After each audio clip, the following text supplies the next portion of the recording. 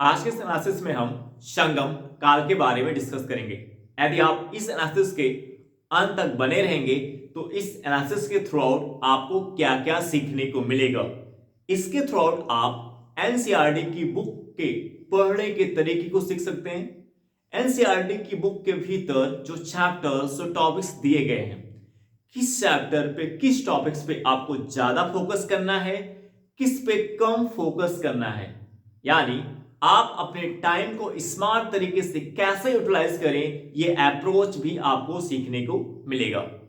UPSC और state PCS exam में questions पूछने का जो अप्रोच होता है, जो मल्टीपल एंगल होता है, वो मल्टीपल एंगल भी आप सीख पाएंगे। यूपीएससी और स्टेट पीसीएस एग्जाम की तैयारी सही दिशा में रह के सही डायरेक्शन में रह के कैसे करें, ये अप्रोच भी आपको सीखने को मिलेगा। जब आप यूपीएससी एग्जाम की तैयारी स्टार्ट करते हैं, जो आपका स्टार्टिंग पॉइंट होता है, उस स्टार्टिंग पॉइंट पे आपकी क्षमता, आपकी कैपेसिटी इतनी नहीं होती कि आप प्रीवियस क्वेश्चन पेपर का एनालिसिस करके एक सही दिशा को प्राप्त कर पाए। जब आप टॉपर्स से पूछेंगे, जब आप कोचिंग के थ्रू जानने का प्रयास करेंगे, तो बार बार आपको यही बोला जाएगा कि आप यूपीएससी और स्टेट पीसीएस एग्जाम की तैयारी सही दिशा में, सही डायरेक्शन में रह के करें। तो कैसे हम सही डायरेक्शन में आए?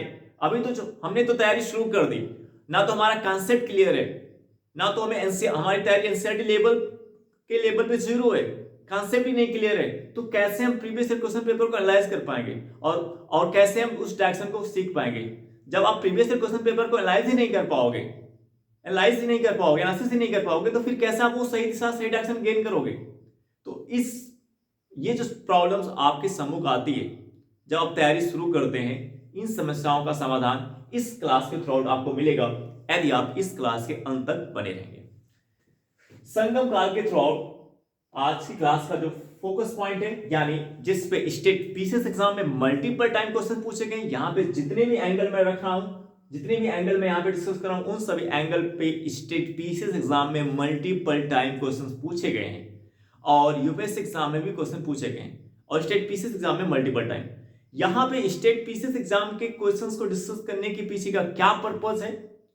तो पर्पस ये है कि यदि आप यूपीएससी एग्जाम की तैयारी कर रहे हो तो आपकी फैक्ट पे एक बेहतर पकड़ बन सके, क्योंकि यूपीएससी एग्जाम का जो डिफिकल्टी लेवल है, अगर 2018 से 2024 के प्रीलिम्स के क्वेश्चन पेपर को एनालाइज करें, तो 2018 से 2024 के बीच देखें तो जो डिफिकल्टी लेवल है वो दिन प्रतिदिन बढ़ता जा रहा है और प्रीलिम्स एग्जाम में फैक्ट बेस्ड क्वेश्चंस की संख्या भी बढ़ती जा रही है। और फैक्ट बेस्ड जो क्वेश्चंस होते हैं वो आपसे बार बार भूल जाते हैं, एक बहुत बड़ी समस्या होती है, उस पर सही तरीके से पकड़ बनानी पड़ती है। तो ऐसे में अगर आप यूपीएससी के क्वेश्चन सॉल्व कर रहे हो तो उससे आपकी फैक्ट पे पकड़ नहीं बन पाएगी। फैक्ट में बेहतर पकड़ बनाने के लिए आपका जो एनसीईआरटी का कॉन्सेप्ट और एनसीईआरटी का फैक्ट तैयार हो, साथ ही साथ जो प्रीवियस ईयर क्वेश्चन पेपर है, प्रीवियस ईयर क्वेश्चन पेपर में यूपीएससी के साथ साथ स्टेट पीसीएस का भी प्रीवियस ईयर क्वेश्चन पेपर आपको सॉल्व करना चाहिए। एक पॉइंट ये भी है, क्योंकि 2018 से 2024 के प्रीवियस ईयर क्वेश्चन पेपर का अगर आप एनालिसिस करेंगे यूपीएससी एग्जाम का, तो आप पाएंगे कि स्टेट पीसीएस एग्जाम के ऐसे क्वेश्चंस जो स्टेट पीसीएस एग्जाम में मल्टीपल टाइम पूछे जा रहे हैं, यानी जिनको 2 बार 3 बार 4 बार पूछा गया है, उन फैक्ट को, उन कॉन्सेप्ट को, उन फैक्ट को यूपीएससी एग्जाम में, यूपीएससी के प्रीलिम्स एग्जाम में पूछा जा रहा है।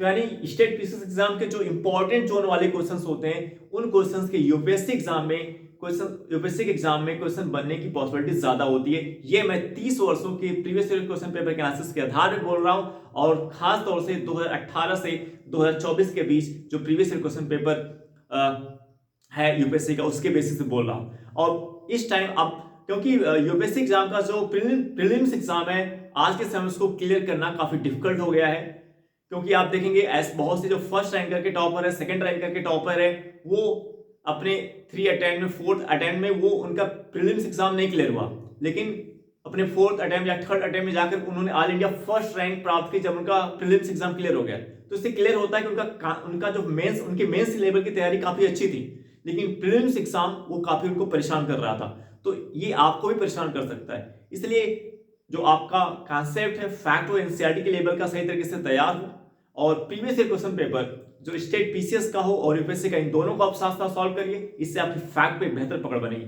और आप इंपॉर्टेंट टॉपिक्स और उन सही दिशा, उन सही डायरेक्शन को गेन कर पाओगे। आप टेस्ट सीरीज कम ही सॉल्व करें, लेकिन previous year question paper UPSC और स्टेट पीसीएस एग्जाम का मल्टीपल टाइम सॉल्व करें। और कई ऐसे टॉपर्स, यूपीएससी एग्जाम के टॉपर्स आज इन बातों को भी वो कह रहे हैं कि केवल यूपीएससी एग्जाम के प्रीलिम्स फैक्ट को सॉल्व करने से काम नहीं चलेगा, साथ ही साथ आप स्टेट पीसीएस एग्जाम के प्रीलिम्स एग्जाम के भी प्रीवियस ईयर क्वेश्चन पेपर को सॉल्व करें, चाहे आप टेस्ट सीरीज को कम ही सॉल्व करें, लेकिन प्रीवियस ईयर क्वेश्चन पेपर आपका मेन फोकस होना चाहिए। इस बार के 2024 के एक टॉपर ने तो यहां तक ही कहा कि उन्होंने टेस्ट सीरीज सॉल्व ही नहीं किया था प्रीलिम्स एग्जाम के लिए, ओनली एनसीईआरटी के कॉन्सेप्ट और फैक्ट, एक दो स्टैंडर्ड बुक जैसे एम लक्ष्मीकांत की हो गई, नितिन सिंघानिया की हो गई, स्पेक्ट्रम की हो गई, और आफ्टर दैट उन्होंने केवल previous year question paper UPSC और स्टेट पीसीएस एग्जाम के प्रीवियस ईयर क्वेश्चन पेपर को उन्होंने मल्टीपल टाइम सॉल्व किया था। तो इस अप्रोच से अगर आप आगे बढ़ेंगे तो आप अपनी सफलता को सुनिश्चित कर पाएंगे। तो आइए डिस्कस करते हैं। यदि हम संगम साहित्य की बात करें तो संगम साहित्य में सबसे पहले हम जानेंगे संगम क्या होता है। संगम तमिल कवियों का एक सम्मेलन जो संभवतः राजाओं के संरक्षण में ही आयोजित होती थी। संगम क्या होता है? तमिल कवियों का एक सम्मेलन जो संभवतः राजाओं के संरक्षण में ही आयोजित होती थी। पांड राजाओं के संरक्षण में तीन सम्मेलन का आयोजन किया गया, फर्स्ट, सेकेंड, थर्ड। इन सम्मेलन पर पीसीएस एग्जाम में मल्टीपल टाइम क्वेश्चन पूछे गए हैं, और इस पॉइंट पे यूपीएससी एग्जाम में क्वेश्चन बनने की पॉसिबिलिटीज काफी ज्यादा है, क्योंकि ये पीसीएस एग्जाम में मल्टीपल टाइम ये पूछे जा चुके हैं। संगम क्या होता है? तमिल कवियों का एक सम्मेलन जो संभवतः राजाओं के संरक्षण में ही आयोजित होती थी, और मुख्यतः इन राजाओं के संरक्षण में आयोजित हुआ था, पांड राजाओं के संरक्षण में। ये तीनों सम्मेलन जो है पांड राजाओं के संरक्षण में आयोजित हुए थे। और इस सम्मेलन में कवियों के द्वारा कवियों के द्वारा जो साहित्य की रचना की गई, इन सम्मेलन में कवियों के द्वारा जो साहित्य की रचना की गई उसी को हम क्या कहते हैं? संगम साहित्य कहते हैं। उसी को हम क्या कहते हैं? संगम साहित्य कहते हैं। इन सम्मेलन में कवियों के द्वारा जो साहित्य की रचना की गई उसी को हम क्या कहते हैं? संगम साहित्य कहते हैं। इन संगम साहित्य में जो है शिल्पादिकारम ग्रंथ,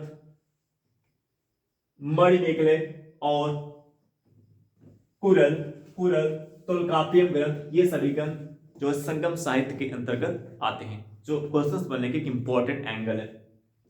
यदि हम बात करें इन तीन सम्मेलनों की जो पांड राजा के संरक्षण में आयोजित किया गया, एक एंगल होता है क्वेश्चन बनने का कि फर्स्ट सम्मेलन या सेकंड सम्मेलन या थर्ड सम्मेलन किन राजाओं के संरक्षण में आयोजित किया गया था? पांड राजाओं के संरक्षण में आयोजित किया गया था। फर्स्ट सम्मेलन जो आयोजित किया गया, इसका स्थान क्या है? मदुरई किस राज्य में है? तमिलनाडु में है। इसकी अध्यक्षता किसने की थी? फर्स्ट सम्मेलन की अध्यक्षता किसने की थी? अगस्त ऋषि ने की थी। इस फर्स्ट सम्मेलन की अध्यक्षता किसने की थी? अगस्त ऋषि ने की थी। तो एक तो तीन एंगल है, इसमें तीन एंगल क्वेश्चन बनेगा। एक तो लोकेशन पे पूछ सकता है, एक तो अध्यक्षता पे पूछ सकता है कि किसने अध्यक्षता की थी, और एक एंगल क्या है कि किन राजाओं के संरक्षण पे। और इन सभी एंगल पे क्वेश्चन पूछे गए। स्थान एंगल पे भी पूछा गया है, अध्यक्षता भी एंगल पे, राजा के एंगल पे भी, किस राजा ने संरक्षण है, इस एंगल पे भी पूछा गया है। जो दूसरा सम्मेलन है, ये कहां पे हुआ था? दूसरा सम्मेलन कापाटपुरम, जिसको हम एलएवाई भी कहते हैं। दूसरा सम्मेलन कहां पे हुआ था? कापाटपुरम में, जिसे हम एलएवाई भी कहते हैं। किसके संरक्षण में? पांड राजा के संरक्षण में। दूसरा सम्मेलन पांड राजा के संरक्षण में हुआ था। अध्यक्षता किसने की थी? फर्स्ट अगस्त ऋषि ने की थी। दूसरे सम्मेलन की अध्यक्षता शुरू में अगस्त्यऋषि ने की थी। दूसरे सम्मेलन की अध्यक्षता शुरू में अगस्त्यऋषि ने की थी, बाद में तोल्काप्पियर ने किया था, बाद में तोल्काप्पियर ने किया था। तीसरा सम्मेलन कहां आयोजित हुआ था? मदुरई में। तीसरा सम्मेलन कहां पे आयोजित हुआ था? मदुरई में। किस राजा के संरक्षण में? पांड राजा के संरक्षण में, पांड राजा के संरक्षण में। और इसकी अध्यक्षता किसने की थी? नकीरन ने की थी। किसने की थी? नकीरन ने की थी। ठीक है, अब हम बात करेंगे शिल्पाधिकारम, शिल्पाधिकारम ग्रंथ की। शिल्पाधिकारम ग्रंथ के जो लेखक हैं, शिल्पाधिकारम ग्रंथ के जो लेखक हैं वो है इलंगो आर्टिकल। इस पॉइंट पे भी क्वेश्चन पूछा गया है स्टेट पीसीएस एग्जाम में। पीसीएस एग्जाम में क्वेश्चन पूछा गया है कि शिल्पाधिकारम ग्रंथ के लेखक कौन है? इलंगो आर्टिकल है। ये जो तमिल साहित्य का सबसे उज्जवल रत्न माना जाता है, शिल्पाधिकारम ग्रंथ तमिल साहित्य का सबसे उज्जवल रत्न माना जाता है। शिल्पाधिकारम ग्रंथ तमिल साहित्य का सबसे उज्जवल रत्न माना जाता है, जिसमें एक प्रेम कहानी का वर्णन है। यह शिल्पाधिकारम ग्रंथ जो तमिल साहित्य का सबसे उज्जवल रत्न माना जाता है, इसमें एक प्रेम कहानी का वर्णन है। इस शिल्पाधिकारम ग्रंथ में एक प्रेम कहानी का वर्णन है। किसकी प्रेम कहानी का वर्णन? कोलन और माधवी, कोलन और माधवी की प्रेम कहानी का वर्णन है। यहाँ पे जो कोलन नाम का व्यक्ति, कोलन नाम का व्यक्ति, ये अपनी पत्नी कन्नगी के बजाय एक माधवी वेश्या से प्रेम करता है। कोलन नाम का व्यक्ति अपनी पत्नी कन्नगी के बजाय, कोलन नाम का व्यक्ति अपनी पत्नी कन्नगी के बजाय एक वेश्या माधवी से प्रेम करता है, तो एक एंगल, ये क्वेश्चन बनने का इंपॉर्टेंट एंगल है। तीसरा क्या है? मणिमेखले। एक पॉइंट इसमें और है, शिल्पाधिकारम ग्रंथ को क्या किस में आता है? महाकाव्य। शिल्पाधिकारम ग्रंथ को महाकाव्य, ये शिल्पाधिकारम ग्रंथ क्या कहा जाता है? महाकाव्य कहा जाता है। शिल्पाधिकारम ग्रंथ क्या है? महाकाव्य। शिल्पाधिकारम ग्रंथ क्या है? महाकाव्य। अब हम बात करेंगे मणिमेखले की। मणिमेखले इसकी रचना मदुरै के अनाज के एक व्यापारी द्वारा रचित, मदुरै जो तमिलनाडु में है, मदुरै, ये जो मदुरै किससे किसी बुक में मदुरै लिखा रहता है, तो मदुरै और मदुरै के दोनों अलग नहीं, एक ही है। मदुरै किसी बुक में मदुरै लिखा रहता है और किसी बुक में मदुरै, तो मदुरै कहीं भी आपको मदुरै लिखा हुआ मिलेगा तो कहीं आपको मदुरै, ये दोनों एक ही है। मणिमेखले मदुरै के अनाज के एक व्यापारी द्वारा रचित। मणिमेखले ग्रंथ को किसके द्वारा रचित किया गया है? मणिमेखले जो संगम साहित्य है, मणिमेखले जो संगम साहित्य है, मणिमेखले जो संगम साहित्य है, इसको किसके द्वारा रचित किया गया है? मदुरै के अनाज के एक व्यापारियों द्वारा रचित, मदुरै के अनाज के एक व्यापारियों द्वारा ये रचित है। इसमें जो है कोलन और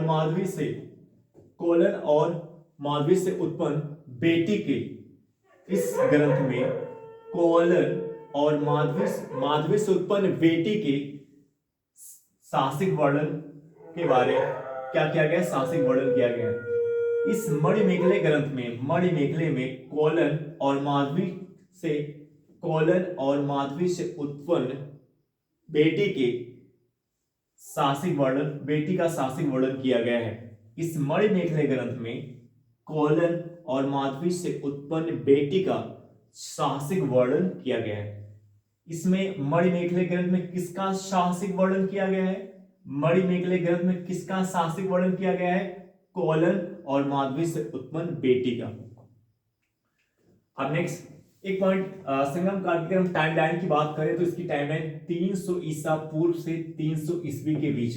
तो हमने आपको बताया है कि टाइमलाइन स्टेट पीसीएस और यूपीएससी एग्जाम में क्वेश्चन बनने का इंपॉर्टेंट एंगल होता है। प्रत्येक वर्ष टाइमलाइन पे क्वेश्चन प्रत्येक वर्ष पूछे जाते हैं। तो संगम काल का जो टाइमलाइन है वो 300 ईसा पूर्व से 300 ईस्वी के बीच माना जाता है। टाइमलाइन से प्रत्येक वर्ष क्वेश्चन पूछे जाते हैं, टाइमलाइन एंगल पे एवरी ईयर क्वेश्चन पूछे जाते हैं। संगम काल की जो टाइमलाइन हो 300 ईसा पूर्व से 300 ईस्वी के बीच माना जाता है। कुरल, कुरल की बात करें तो कुरल की रचना, कुरल जो है, कुरल, कुरल यह भी संगम साहित्य, कुरल भी क्या है, संगम साहित्य। इसकी रचना, कुरल की रचना तिरुवल्लुवर के द्वारा की गई। कुरल, कुरल की रचना किसके द्वारा की गई, तिरुवल्लुवर के द्वारा। तिरुवल्लुवर कौन थे, ये प्रसिद्ध तमिल संत थे। कुरल, कुरल की रचना किसके द्वारा की गई, कुरल की रचना किसके द्वारा की गई है, तिरुवल्लुवर के द्वारा की गई है। तिरुवल्लुवर कौन है, ये प्रसिद्ध तमिल संत हैं। ये कुरल किस भाषा में, तमिल भाषा में है। और ये कुरल किसके बारे में जानकारी देता है, राजनीति शासन के बारे में। इस कुरल से हमें राजनीति शासन के बारे में जानकारी मिलती है। इस कुरल से हमें संगम काल के राजनीति शासन के बारे में जानकारी मिलती है। इस कुरल से, इस कुरल ग्रंथ, इस कुरल महाकाव्य से, इस कुरल महाकाव्य से हमें, इस कुरल महाकाव्य से हमें संगम काल के राजनीति शासन के बारे में जानकारी मिलती है। इस कुरल महाकाव्य से हमें संगम काल के राजनीति शासन के बारे में जानकारी मिलती है। इसके साथ साथ ये कुरल महाकाव्य किस पे आधारित है, ये कुरल महाकाव्य प्रेम कहानी पर आधारित है, प्रेम प्रसंग पर आधारित है। ये कुरल महाकाव्य प्रेम प्रसंग पर आधारित है। ये कुरल महाकाव्य प्रेम प्रसंग पर आधारित है। और इसके साथ साथ हमें इससे संगम काल की राजनीति शासन के बारे में भी जानकारी प्राप्त होती है। ये जो कीवर्ड्स हैं, ये सभी, इन सभी कीवर्ड्स पे स्टेट पीसीएस एग्जाम में क्वेश्चन पूछे गए हैं। कुरल को तमिल साहित्य का बाइबल तथा लघुवेद भी कहा जाता है। स्टेट पीसीएस एग्जाम में क्वेश्चन पूछा गया है कि किसे तमिल साहित्य का बाइबल तथा लघुवेद कहा जाता है। तो कुरल को तमिल साहित्य का, कुरल को तमिल साहित्य का बाइबल तथा लघुवेद कहा जाता है। इस एंगल में क्वेश्चन पूछा गया है, किसे तमिल साहित्य का बाइबल तथा लघुवेद कहा जाता है, कुरल को कहा जाता है। स्टेट पीसीएस एग्जाम में इस एंगल पे क्वेश्चन पूछा गया है। संगम साहित्य से हमें दक्षिण भारत के 3 राज्यों के बारे में जानकारी प्राप्त होती है। संगम साहित्य से हमें दक्षिण भारत के 3 राज्यों के बारे में जानकारी प्राप्त होती है, पांड, चेर और चोल। संगम साहित्य से हमें दक्षिण भारत के 3 राज्यों के बारे में जानकारी प्राप्त होती है, पांड, चोल, चेर। 3 राजवंशों के बारे में जानकारी प्राप्त होती है, पांड, चेर और चोल की।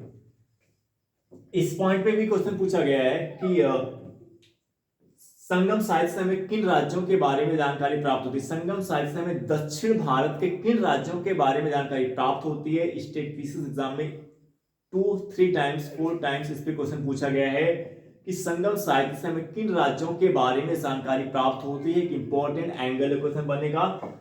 संगम साहित्य से हमें पांड, चेर, चोल राजवंश की जानकारी प्राप्त होती है। संगम साहित्य से हमें दक्षिण भारत के 3 राज्यों संगम साहित्य से हमें दक्षिण भारत के 3 राज्यों के बारे में जानकारी प्राप्त होती है, पांड, चेर और चोल के बारे में। चोल का एक मुख्य राजनीतिक केंद्र जो था, चोल का जो मुख्य राजनीतिक केंद्र था वो उरायूर था। चोल का जो मुख्य राजनीतिक केंद्र था वो क्या था, उरायूर था। इस उरायूर पर स्टेट पीसीएस एग्जाम में क्वेश्चन पूछे जा चुके हैं। एक इंपॉर्टेंट एंगल है क्वेश्चन बनने का भी। इसके एंगल को देखेंगे, इसके पॉइंट को देखेंगे तो आपको भी लगेगा यस ये क्वेश्चन बनने का इंपॉर्टेंट एंगल है। और इस उरायूर नाम पर एक इंपॉर्टेंट कीवर्ड है क्वेश्चन बनेगा। इस उरायूर पॉइंट पे क्वेश्चंस पूछे जा चुके हैं स्टेट पीसीएस एग्जाम में मल्टीपल टाइम। तो चोल राजवंश का जो मुख्य राजनीतिक केंद्र था क्या था, वो उरायूर था। उरायूर कहां पे है, तमिलनाडु के तिरुचिरापल्ली में, कावेरी नदी के तट पर। उरायूर कहां पे है, तमिलनाडु के तिरुचिरापल्ली में, कावेरी नदी के तट पर। उरायूर कहां पे है, तमिलनाडु के तिरुचिरापल्ली में, कावेरी नदी के तट पर। एक एंगल ए बी हो गया, यानी लोकेशन, एक एंगल हो गया लोकेशन की उरायूर जो चोल का मुख्य राजनीतिक केंद्र था वो किस स्थान पे लोकेटेड है प्रेजेंट टाइम में? तमिलनाडु राज्य में, तमिलनाडु की तिरुचिरापल्ली में किस नदी पर है? कावेरी नदी पर। एक एंगल ए भी हो गया कि उरायूर किस नदी पे लोकेटेड है, किस नदी पे स्थित है? तो कौन सी नदी है? कावेरी नदी पर। अब हम उरायूर के बारे में, जो संगम काल का एक महत्वपूर्ण नगर था उरायूर, जो संगम काल का एक महत्वपूर्ण नगर था उरायूर, संगम काल का जो एक महत्वपूर्ण नगर था, ये कपास के व्यापार के लिए प्रसिद्ध था।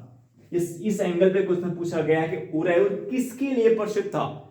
यूपीएससी एग्जाम के लिए मोस्ट इंपोर्टेंट एंगल है। अभी यूपीएससी एग्जाम में क्वेश्चन नहीं पूछा गया, लेकिन 30 वर्ष के प्रीवियस क्वेश्चन पेपर के आधार पर मैं बोल रहा हूं, यूपीएससी के लिए एक इंपॉर्टेंट एंगल है, कभी भी इस पे क्वेश्चन बन सकता है। और ये एंगल तो मोस्ट इंपोर्टेंट एंगल है कि जो उरायूर है ये किसके लिए प्रसिद्ध था? कपास के व्यापार के लिए प्रसिद्ध था। उरायूर कपास के व्यापार के लिए प्रसिद्ध था। उरायूर सूती वस्त्रों का सबसे बड़ा केंद्र था। ये नगर उरायूर सूती वस्त्रों का सबसे बड़ा केंद्र था। इसकी जानकारी हमें किससे प्राप्त होती है? हमें किससे प्राप्त होती है कि ये सूती वस्त्रों का सबसे बड़ा केंद्र था? Paris plus of the Erythraean Sea में। इसकी जानकारी हमें कहां से प्राप्त होती है? Paris plus of the Erythraean Sea में हमें इसकी जानकारी प्राप्त होती है कि जो उरायूर था वो सूती वस्त्रों का सबसे बड़ा केंद्र था। तो एक एंगल ये भी हो गया कि हमें कहां से एक एंगल क्वेश्चन का ये भी हो गया कि हमें कहां से जानकारी प्राप्त होती है, हमें कहां से जानकारी प्राप्त होती है कि उरायूर सूती वस्त्रों का सबसे बड़ा केंद्र था। क्वेश्चन का एक एंगल क्या होगा, कैसे क्वेश्चन बन सकता है कि हमें कहां से इसकी जानकारी प्राप्त होती है कि उरायूर सूती वस्त्रों का सबसे बड़ा केंद्र था? इसका आंसर क्या होगा? Periplus of the Erythraean Sea में से हमें जानकारी प्राप्त होती है। Periplus of the Erythraean Sea से हमें जानकारी प्राप्त होती है कि उरायूर सूती वस्त्रों का सबसे बड़ा केंद्र था, जो कपास के व्यापार के लिए क्या था? प्रसिद्ध था। तो आप उरायूर में देख रहे हैं कि कितने एंगल? 1 2 3 4 5 एंगल। उरायूर से 5 एंगल क्वेश्चन बनने के, 5 एंगल से उरायूर से क्वेश्चन पूछा जा सकता है। अब बात करेंगे तोल्कापियम ग्रंथ। 3 टाइम पीसीएस एग्जाम में क्वेश्चन पूछा गया है, यूपीएससी के लिए मोस्ट इंपोर्टेंट एंगल है। यूपीएससी में कभी भी क्वेश्चन इससे बन सकता है। 30 वर्ष के प्रीवियस ईयर क्वेश्चन पेपर के आधार पर मैं बोल रहा हूं कि तोल्कापियम ग्रंथ पर यूपीएससी में कभी भी क्वेश्चन बन सकता है, एक इंपॉर्टेंट एंगल है। तोल्कापियम ग्रंथ क्या है? तमिल व्याकरण ग्रंथ। तोल्कापियम ग्रंथ क्या है? तमिल व्याकरण ग्रंथ है। इसमें व्याकरण और काव्यों की चर्चा मिलती है। तोल्कापियम ग्रंथ तमिल व्याकरण ग्रंथ है, जिससे इसमें हमें व्याकरण और काव्यों की चर्चा मिलती है। तोल्कापियम ग्रंथ से हमें व्याकरण और काव्यों की चर्चा मिलती है। तोल्कापियम ग्रंथ में किसकी चर्चा की गई है? व्याकरण और काव्यों की चर्चा की गई है। तोल्कापियम ग्रंथ में किसकी चर्चा की गई? व्याकरण और काव्यों की चर्चा की गई। एक ग्रंथ है तिरुकुरल, जो किससे रिलेटेड है? दार्शनिक विचार। तिरुकुरल ग्रंथ में क्या दिया गया है? दार्शनिक विचार। इस पे भी क्वेश्चन पूछा गया है पीसीएस एग्जाम में इस कीवर्ड पे, पीसीएस एग्जाम में इस कीवर्ड पे क्वेश्चन पूछा गया है कि जो तिरुकुरल है ये किससे रिलेटेड है? दार्शनिक विचार से संबंधित है। इस पे भी क्वेश्चन पूछा गया है कि जो कौन को एवं